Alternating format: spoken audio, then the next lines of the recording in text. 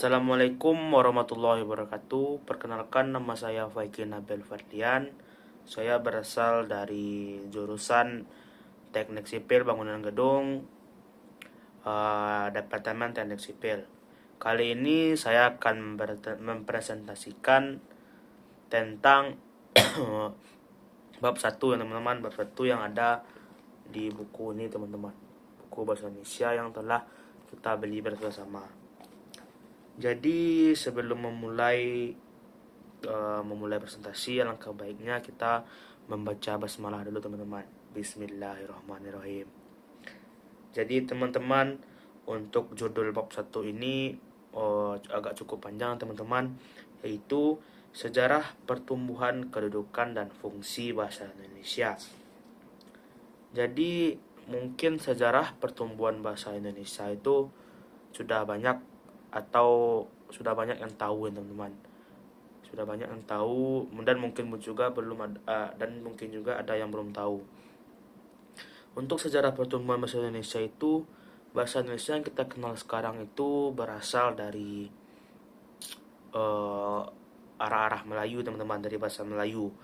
Bahasa Indonesia itu berkembang dan dikembangkan dengan modal utamanya adalah bahasa Melayu, yang penutur aslinya itu berada di tanah Melayu, yakni sebagian besar di daerah Sumatera dan dari daratan Malaysia sekarang. Maksud konsep berkembang adalah bahwa bahasa Melayu digunakan oleh penuturnya secara alamiah, berkembang ke arah yang lebih modern sesuai dengan tuntutan zaman penuturnya.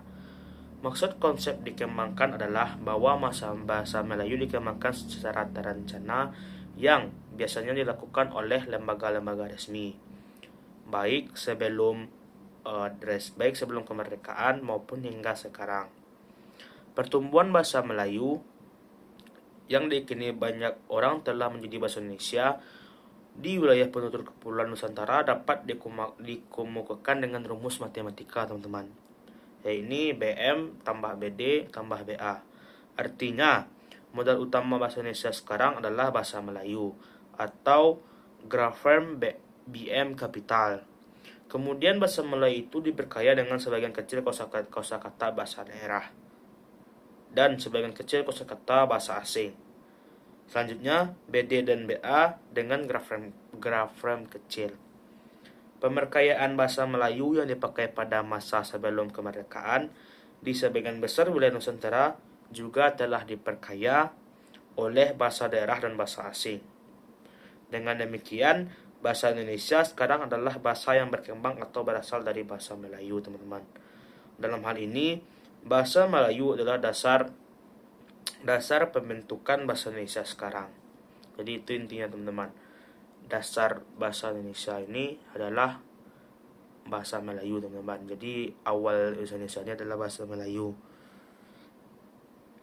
Tapi sekarang bahasa Indonesia sangat beda dengan bahasa Melayu. Iramanya, contoh kosakatanya, tapi bahasa Indonesia ini awalnya tetap di bahasa Melayu. Secara resmi, pengikraran bahasa Melayu menjadi bahasa Indonesia telah dipatrikan atau diresmikan teman-teman melalui Sumpah Pemuda pada 28 Oktober 1928 yang berbunyi, "Kami putra-putri Indonesia menjunjung bahasa persatuan bahasa Indonesia." Nah, sejak itu bahasa Melayu dipatrikan atau diresmikan menjadi bahasa Indonesia. Keyakinan banyak orang tentang bahasa Indonesia yang dijunjung tinggi sebagai bahasa persatuan seperti yang telah diikrarkan tersebut adalah bahasa Melayu yang telah menjadi bahasa persatuan pada masa itu di sebagian besar wilayah Nusantara. Hal itu pernah diungkapkan Ki Hajar Dewantara dalam Kongres Bahasa Indonesia di tahun 1939 di Solo, yang berbunyi, "Jang dinamakan bahasa Indonesia, jatuh bahasa Malaju jang sanggopan," dan seterusnya teman-teman. Saya tidak bisa menjelaskan karena ini cukup panjang teman. Jadi saya akan menjelaskan penjelasannya. Jadi maksud penjelasannya itu tentang keyakinan kita terhadap bahasa Melayu yang diikrarkan. sebagai bahasa Indonesia. Dapat pula dilihat seperti dicetuskan peserta dalam Kongres Bahasa Indonesia II pada tahun 1945 di Medan yang berbunyi bahwa asal bahasa Indonesia ialah Melayu. Dasar bahasa Indonesia adalah Melayu yang disesuaikan dengan pertumbuhannya dalam masyarakat bahasa Indonesia. Nah, mungkin itu sedikit tentang sejarah bahasa Melayu, kenapa bisa menjadi bahasa Indonesia, teman-teman. Selanjutnya, ini selanjutnya teman-teman. Ada tiga faktor kenapa bahasa Melayu itu bisa diluas, teman-teman. Kenapa dia bisa luas, kenapa dia bisa tersebar, teman-teman. Jadi ada 3 faktor, yaitu faktor luasnya, faktor berterimanya penggunaan bahasa Melayu dalam sastra, dan faktor penggunaan bahasa Melayu dalam persurat kabaran, teman-teman. Jadi yang pertama tuh faktor luasnya pemakaian bahasa Melayu. Faktor pendukung pertama keberterimaan bahasa Melayu sebagai bahasa Indonesia adalah faktor luasnya pemakaian bahasa Melayu terutama di wilayah perbukitan Nusantara. Nah, ditilik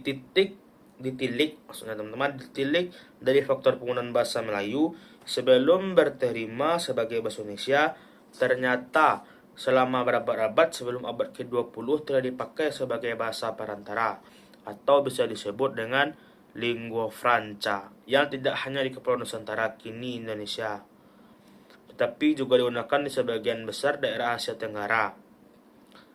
Halim 1979 telah menjelaskan bahwa penggunaan bahasa Melayu sebagai lingua franca di Nusantara, yakni bahasa Melayu kuno, telah dipakai tidak saja sebagai bahasa resmi, tetapi juga sebagai bahasa perantara.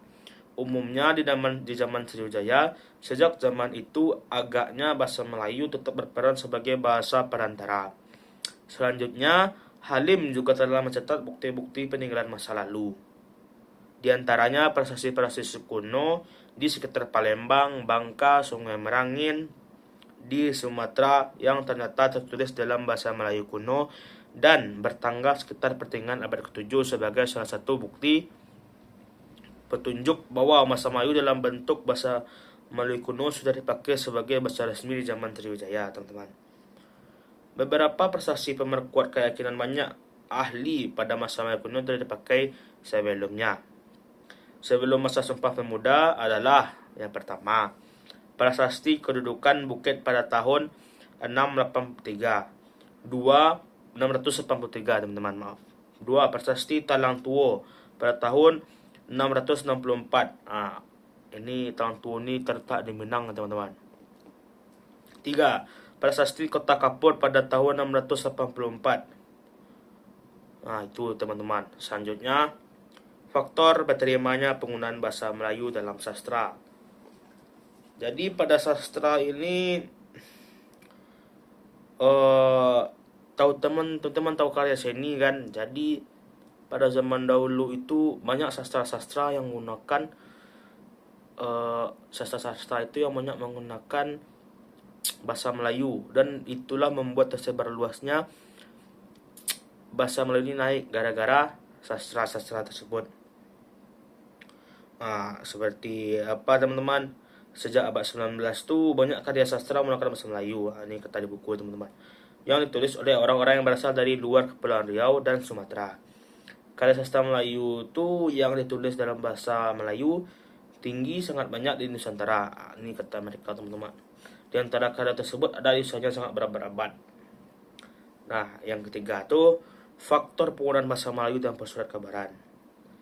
Yang surat kabar ini sama persis seperti apa, teman-teman? Seperti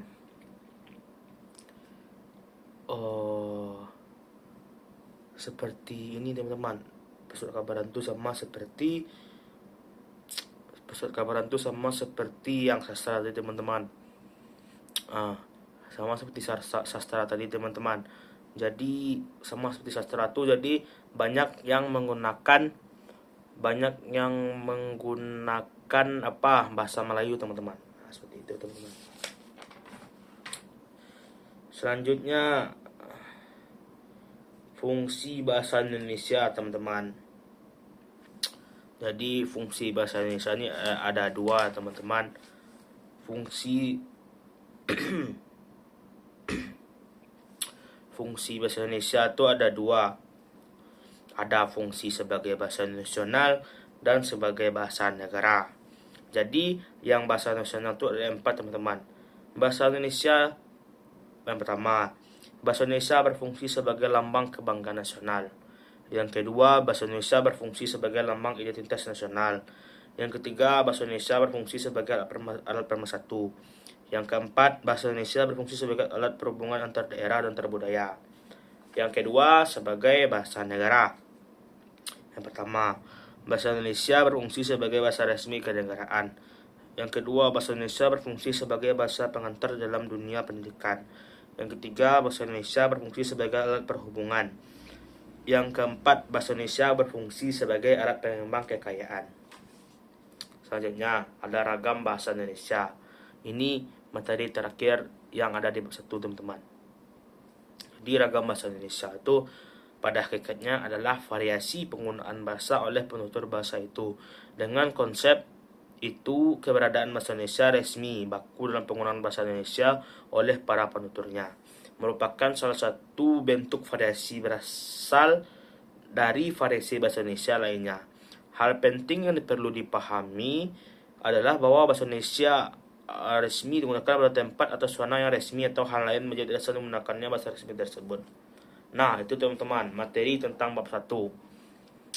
Itulah materi yang dapat saya sampaikan di bab 1 nih, teman-teman. Itu sejarah, fungsinya, itunya ragam bahasanya, mungkin itu saja, teman-teman. Bila saya ada salah kata atau perkataan, mohon dimaafkan. Wabillahi taufik wal hidayah. Wassalamualaikum warahmatullahi wabarakatuh.